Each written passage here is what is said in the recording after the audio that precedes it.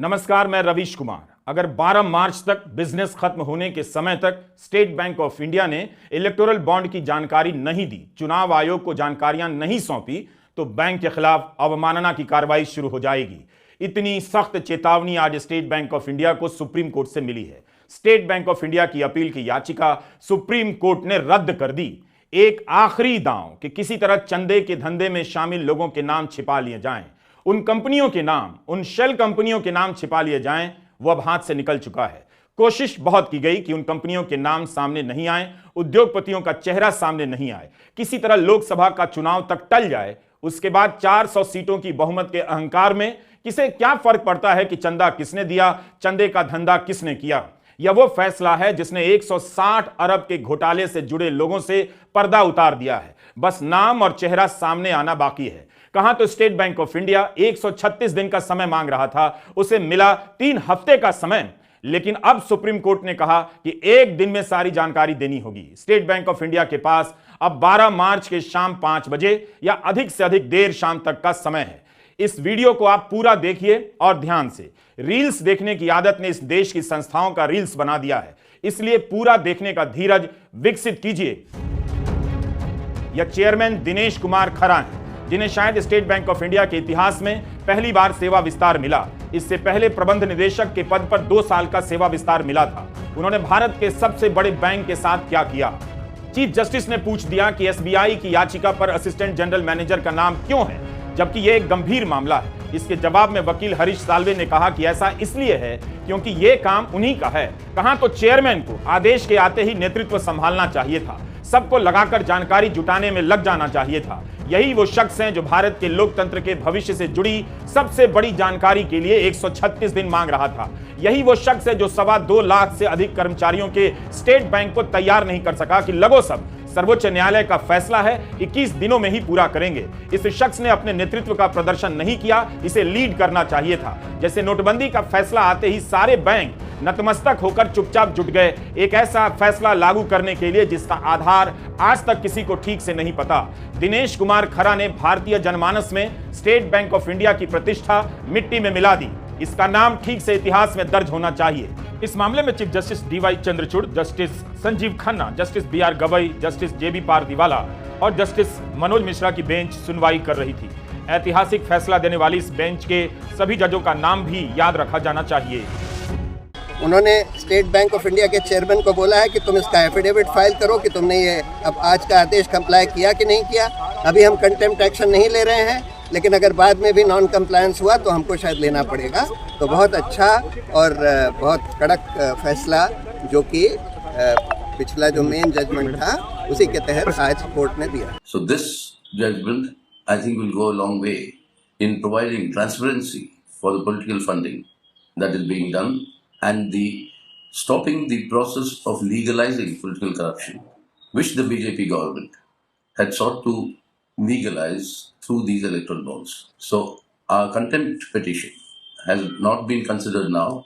I'm sure it will be considered if the State Bank of India does not comply with the latest order. So overall, this is to the advantage of greater transparency in terms of political funding. अदालत में आज state bank of India अपनी 200 साल की कमाई दांव पर लगाने चला गया। एक दलील नहीं टिकी।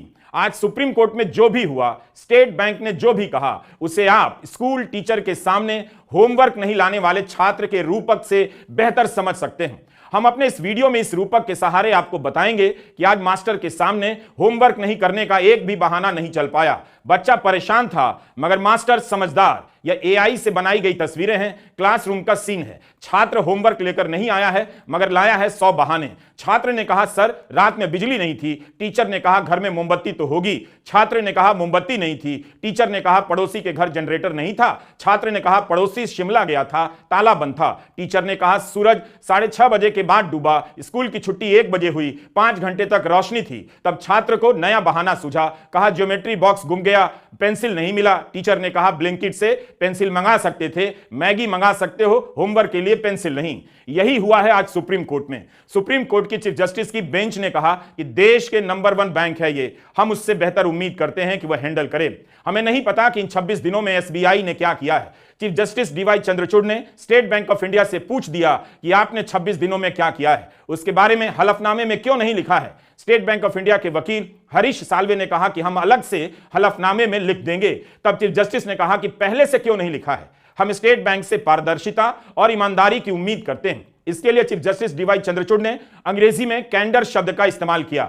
इस एक शब्द में दोनों लक्षण आ जाते हैं, पारदर्शिता और ईमानदारी।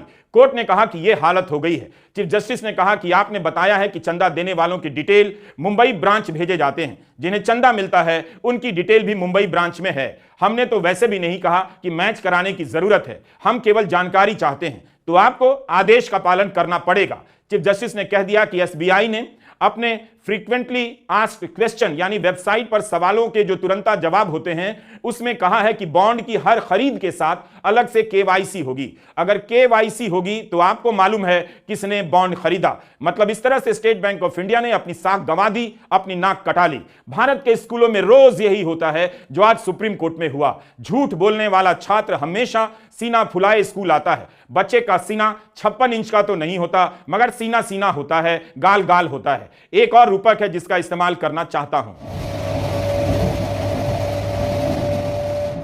पूरे प्रसंग से उस यात्री की याद आ गई जो बिना टिकट लिए रिजर्व बोगी में चढ़ जाया करता था। सीट पाने के लिए यात्रियों के हाथ देखने लग जाता था, उन्हें तरह तरह से डराता था, दान करो, दक्षिणा दो और सीट दो वरना शनिचरा धर लेगा। मगर इस बोगी में सीट पर बैठे यात्री खेल समझ चुके थे, टिकट कटाकर बैठे थे, जान गए कि हाथ देखने वाला फर्जी ज्योतिष है। तभी हेड टीटी आ गया और उसने फर्जी बाबा को ट्रेन से उतार दिया। वैसे हाथ देखकर सीट पाने की घटना सही है और प्रधानमंत्री मोदी ने कही है। मैं अपना बचपन का एक अनुभव बता दूं। मैं ट्रैवलिंग करता था बहुत, और कभी आरक्षण रिजर्वेशन तो कोई सोचता ही नहीं, भीड़ बहुत होती थी अनरिजर्व डिब्बे में। तो मैं क्या करता था, देखता था कि हाँ थोड़ा मौका है तो मैं किसी का हाथ पकड़ के शुरू करता देखना। तुरंत लोग मेरे लिए सीट की व्यवस्था करते थे।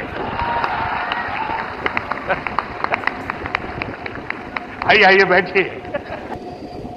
आपको याद दिला दूं कि जब इलेक्टोरल बॉन्ड का फैसला असंवैधानिक घोषित हुआ उस दिन से आज तक प्रधानमंत्री नरेंद्र मोदी ने इस फैसले का स्वागत नहीं किया है। लेकिन 22 जनवरी को अयोध्या में उन्होंने सुप्रीम कोर्ट का धन्यवाद किया। उन्होंने कहा कि सुप्रीम कोर्ट ने न्याय की लाज रख ली। मेरी नजर में यहां लाज का इस्तेमाल आपत्तिजनक है, मगर फिर भी प्रधानमंत्री ने कहा तो उसी तर्ज पर क्या आज सुप्रीम कोर्ट ने अपने फैसले की लाज नहीं रख ली? और जब लाज रख ली तो क्या प्रधानमंत्री कह पाएंगे यह बात कि कोर्ट ने भारत के लोकतंत्र की लाज रख ली? मैं आभार व्यक्त करूंगा भारत की न्यायपालिका का, जिसने न्याय की लाज रख ली। न्याय के पर्याय प्रभु राम का मंदिर भी न्यायबद्ध तरीके से ही बना। गजब का दिन रहा आज का। एसबीआई जिस काम को बढ़ा चढ़ाकर बता रहा था, कोर्ट ने पकड़ लिया। हमने तो कहा ही नहीं, आप इतना समय क्यों मांग रहे हैं? चीफ जस्टिस ने साफ साफ कहा कि हमने आपसे नहीं कहा है कि आप मिलान करें, मैच कराएं, आपको केवल जानकारी देनी है खरीदार की और जिसने भुनाया उसके बीच मिलान नहीं करना है। तब एसबीआई ने कहा इतना सारा काम हमसे नहीं हो पाएगा, 3-4 महीने लगेंगे। तो कोर्ट ने यही कहा ठीक है, जितना कुछ है आप उतना दे दीजिए। फिर क्लासरूम और टीचर का वही प्रसंग याद आ गया। जैसे टीचर ने कहा ठीक है, पूरा होमवर्क नहीं किया, जितना किया है उतना दिखाओ। फिर बच्चा कहता है सर कॉपी तो दोस्त के बैग में रह गई है, नई कॉपी खरीद नहीं सका क्योंकि बाजार बंद था।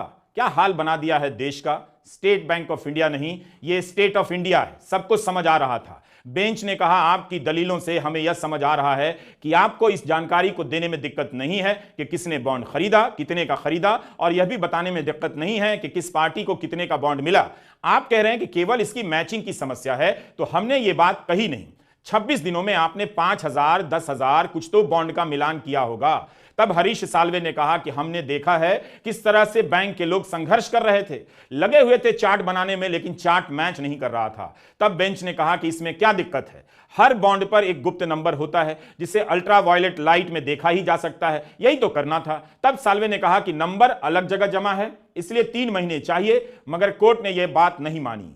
मतलब कोई तो दलील होती जो आज टिक जाती। नहीं टिकी। साल्वे कहते रह गए कि हर फॉर्म को निकालना होगा, पेमेंट की डिटेल चेक करनी होगी, फिर बॉन्ड और बॉन्ड का नंबर इन सबको मिलाना होगा। इस पर जस्टिस गवई कहते हैं कि हमने तो आपको बॉन्ड खरीदने वाले और चंदा लेने वाले राजनीतिक दलों के बीच मैच करने का काम ही नहीं दिया। तब साल्वे ने कहा इस फैसले में सुझाया गया है। तब जस्टिस गवई कहते हैं कि सुझाव पर मत जाइए, जो आदेश में लिखा है उसका पालन कीजिए। हरीश साल्वे पूरी कोशिश करते रहे कि किसी तरह कुछ दिन मिल जाए। पहले 136 दिन मांगते रहे, फिर 3 हफ्ते पर आ गए कि बिना सभी डेटा का मिलान किए हुए भी जानकारी देने में 3 हफ्ते का समय चाहिए।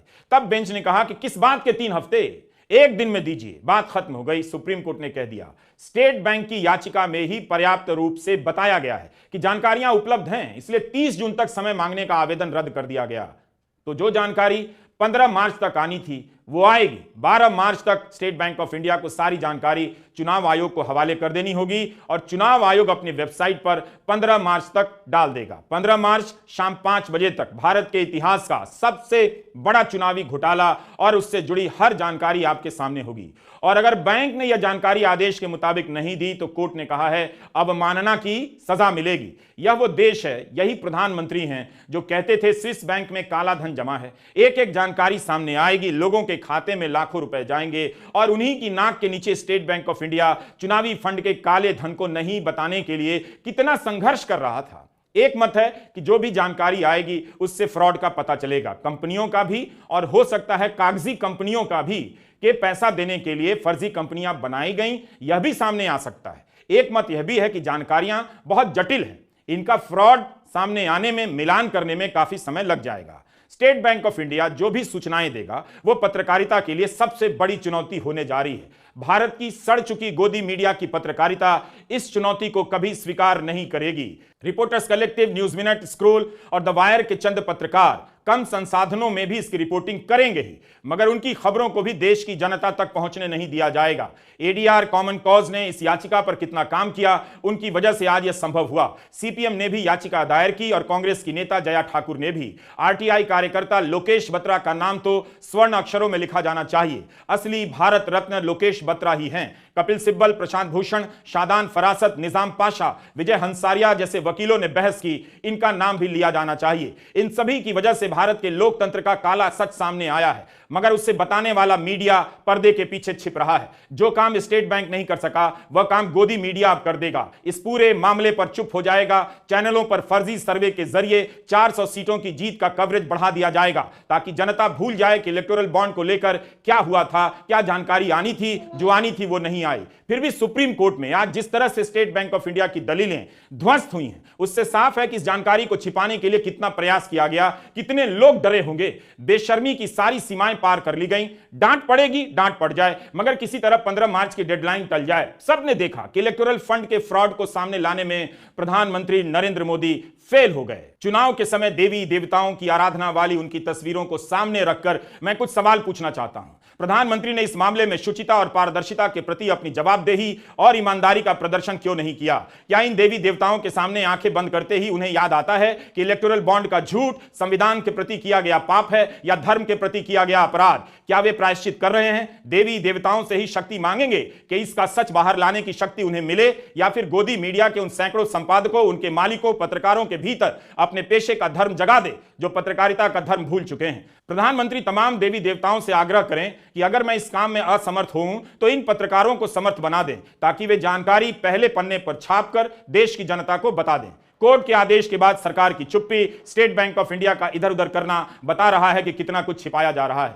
या वो याचिका थी जो सुप्रीम कोर्ट का भी इम्तिहान ले रही थी। कितनी बातें होने लगी कि क्या कोर्ट राहत देगा, क्या चुनाव से पहले चंदे के पीछे का धंधा कभी सामने आएगा? आज सुप्रीम कोर्ट ने उन सारी अटकलों और अफवाहों को खत्म कर दिया। स्टेट बैंक ऑफ इंडिया की अपील को खारिज कर दिया और रिजेक्ट हो गए वे सारे झूठ जिसे ईडी और गोदी मीडिया के दम पर सरकार और स्टेट बैंक ऑफ इंडिया अपने सीने पर लगाकर घूम रहे थे। नमस्कार, मैं रवीश कुमार।